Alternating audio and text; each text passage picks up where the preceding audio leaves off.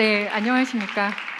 방금 소개받은 윤경하고요. 이렇게 또 멋지게 저를 소개해 주셔서 너무 감사합니다. 저는 현재 KT에서 일을 하고 있지만 여러 산업체에서 AI에 대해서 연구를 또 오랫동안 해왔고, 또 이 AI를 우리 일상과 또 산업에 어떻게 적용할 건가에 대한 고민을 늘 가지고 일을 하고 있습니다.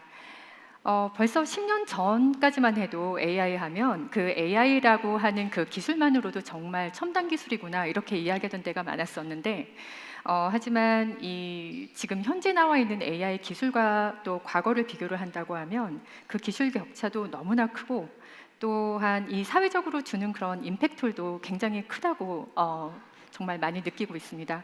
그래서 저는 오늘 이 자리에 여러분들과 그 최신 나온 그런 AI 기술들의 기본 개념에 대해서 조금 더 설명을 좀 원리를 설명드리고요. 그리고 이 기술이 우리 인간과 공존하기 위해서 무엇을 고민해야 될지에 대해서 한번 여러분들과 함께 나눠보는 시간 갖겠습니다. 먼저 2014년 개봉된 영화 그 허의 한 장면인데요.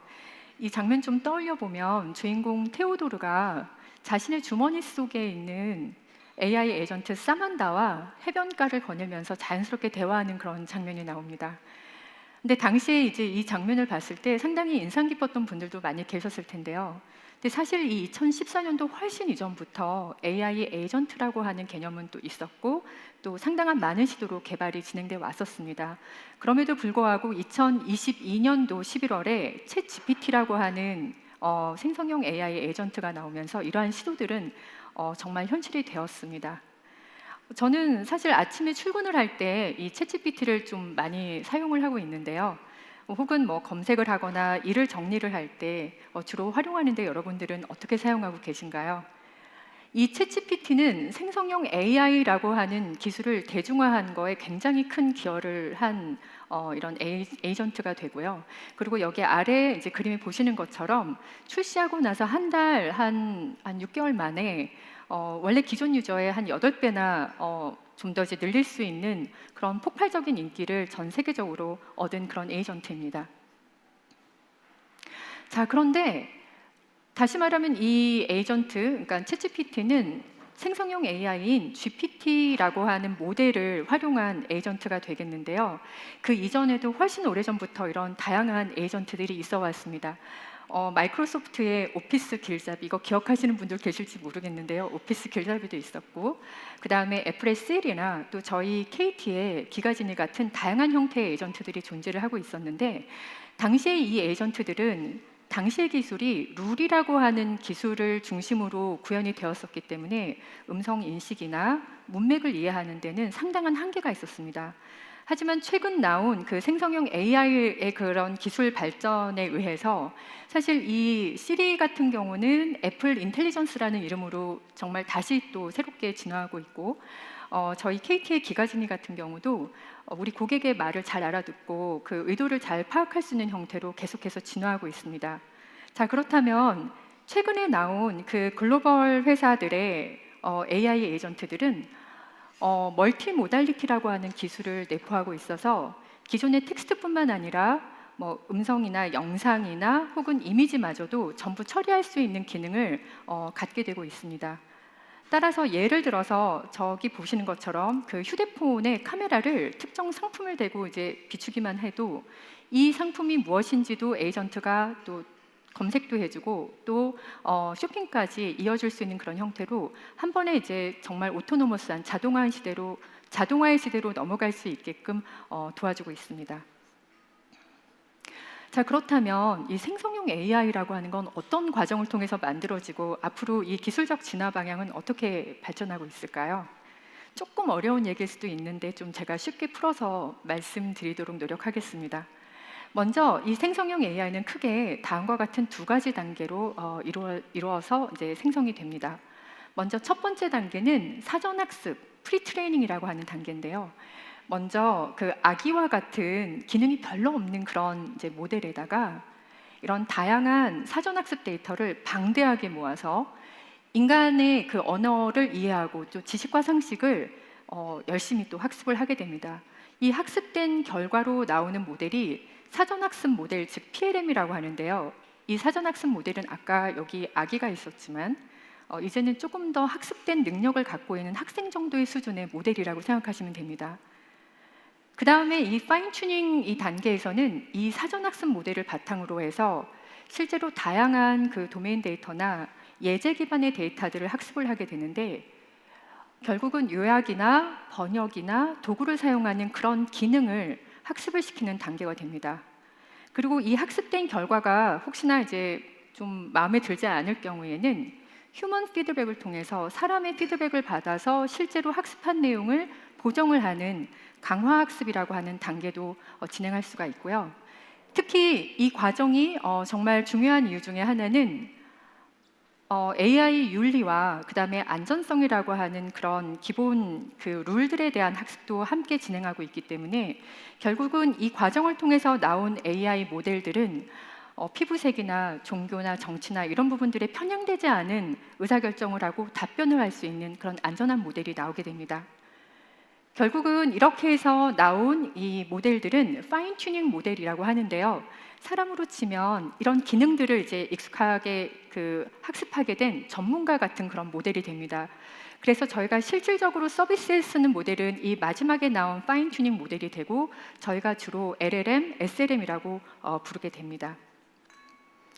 그런데 최근에는 이제 그동안 데이터량이 정말 많았기 때문에 저희가 이런 대규모의 그런 데이터 트레이닝을 할 수가 있었고, 데이터량이 많을수록 모델 성능이 향상될 수 있다라고 하는 그 스케일링 법칙이 정말 지배를 하고 있었는데요.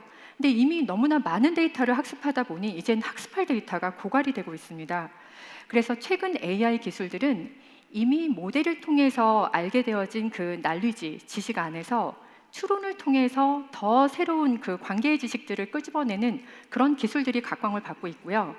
결국은 여기 보시는 리즈닝 모델하고 에이전트라고 하는 기술 개발로 요즘 트렌드는 바뀌고 있습니다. 이 에이전트는 사용자의 목표를 이해하고 행동하는 능동적인 AI다라고 이렇게 저희가 정의를 내릴 수가 있을 것 같고요.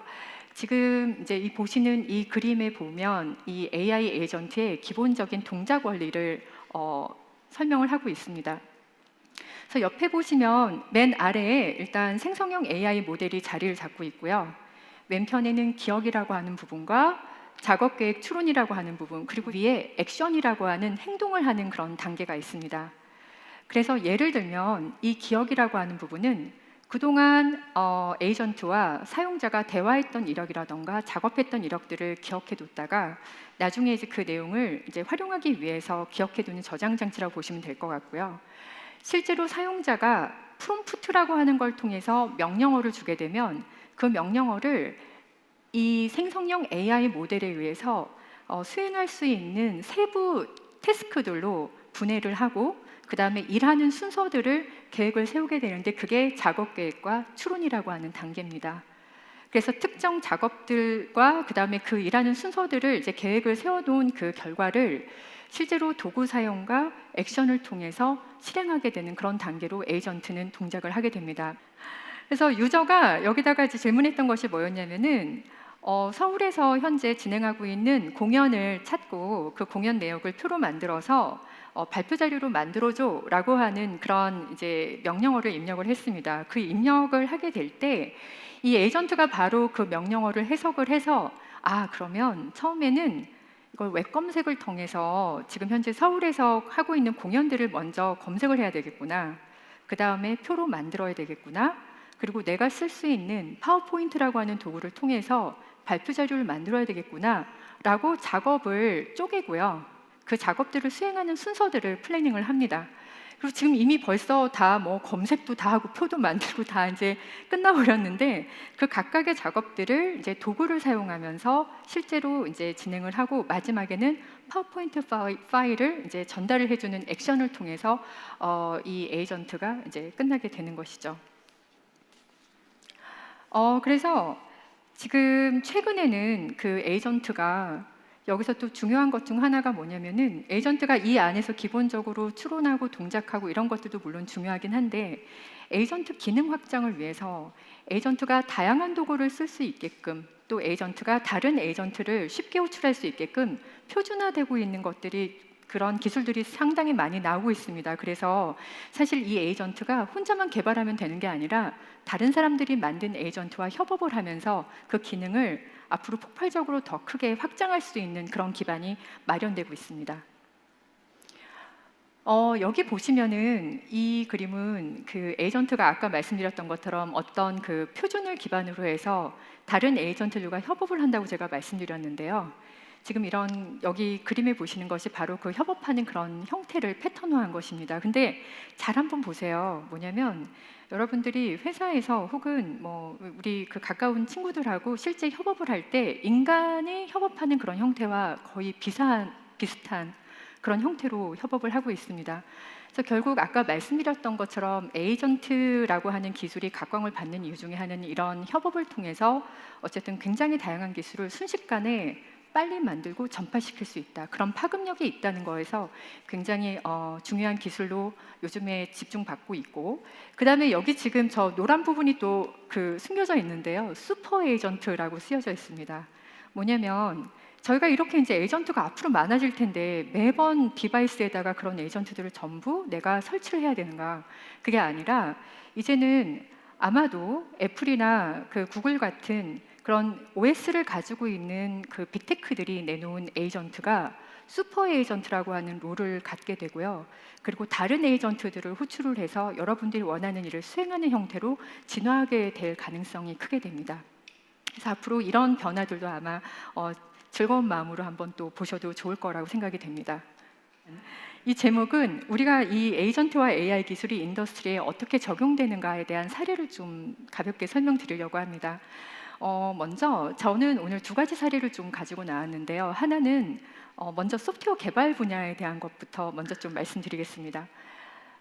최근에는 개발자가 아닌 일반인도 자연어로 본인이 원하는 것들을 기술만 하면 AI가 바로 코드로 제너레이션 해주는 그런 시대가 됐고요. 그 기술을 바이브 코딩이라고 합니다. 그래서 지금 잠깐 여기 얘가 잘 보이지는 않지만 제가 여기에 예를 든 명령어가 뭐였냐면은 자연수로 사칙 연산을 계산해 줄 수 있는 계산기 프로그램을 만들어 줘였습니다. 바로 그 인풋을 넣자마자 바로 파이썬이라고 하는 프로그래밍 랭귀지로 바로 코드를 제너레이션 해주는데요. 이제는 이런 바이브 코딩이 너무 보편화되었기 때문에 모 벤처 캐피탈에서 창업자들 대상으로 설문한 결과에 의하면 한 창업자들의 한 25%가 답변을 하기를 본인들이 만든 코드의 95%가 AI가 프로그래밍 해준 거를 쓰고 있다라고 답변을 했습니다. 그만큼 바이브 코드가 이제 일상에 많이 이제 자리 잡고 있다는 이야기도 되고, 또 한 가지로는 여기 또 밑에 보이지는 않습니다만 저희 그 개발자들이 뭐라고 답변했냐면 나는 이제 더 이상 개발자가 아니라 프로덕트 기획자다, 이렇게 이야기를 한 거예요. 아마 이 자리에 소프트웨어 엔지니어 분들도 계실 거라 생각이 되는데 그만큼 이제는 우리의 그 개발이라고 하는 역할에 대한 그 아이덴티티도 앞으로 이제 조금씩 바뀌어가는 그런 시대가 될 거라는 그런 생각이 듭니다. 그 다음에 두 번째 예제로는 법률 분야입니다. 이 법률 분야에서는 주로 그 법원에 있는 뭐 판검사님들이나 혹은 로펌에 있는 변호사분들이 가장 어려움을 느끼는 부분은 이분들은 진짜 문서의 홍수, 그 문서의 바닷속에서 살고 계십니다. 그래서 예를 들어서 특정 이제 사건을 수임을 하게 되면 그 사건하고 가장 가까웠던 판례들이나 혹은 그 예전에 이제 기록들을 찾아서 이기기 위한 이제 소송을 위한 문서들을 만들게 되는데요. 일단 이 문서를 검색하는 것부터가 너무 많은 문서 안에서 정확한 문서를 찾아야 되다 보니 너무나 그 부분이 고통스럽고 시간도 너무 많이 걸리고, 그 다음에 그렇게 나온 그 검색 결과를 가지고 승소하기 위한 논리를 이제 그 기반으로 해서 문서를 만드는 부분도 시간이 많이 걸립니다. 그런데 최근에는 이 AI가 우리 그 대법원의 판례들도 전부 다 학습을 해버렸고, 그 다음에 법률 서적도 학습하고 또 많은 그 로펌의 데이터들도 그건 이제 로펌마다 그 에이전트를 도입할 때 본인들의 데이터를 전부 학습시키는 형태로 사용하게 되는데요. 그렇게 해서 AI 에이전트가 실질적으로 특정 이제 사건에 대한 그 조건과 가장 가까운 내용들을 검색을 정확하게 해주고 또 그것을 기반으로 이길 수 있는 그 법률 문서 초안을 만들어주는 그런 시대가 되었습니다. 그래서 이 법률 AI 시장도 굉장히 빠르게 발전하고 있는 상태입니다. 자, 그래서 네.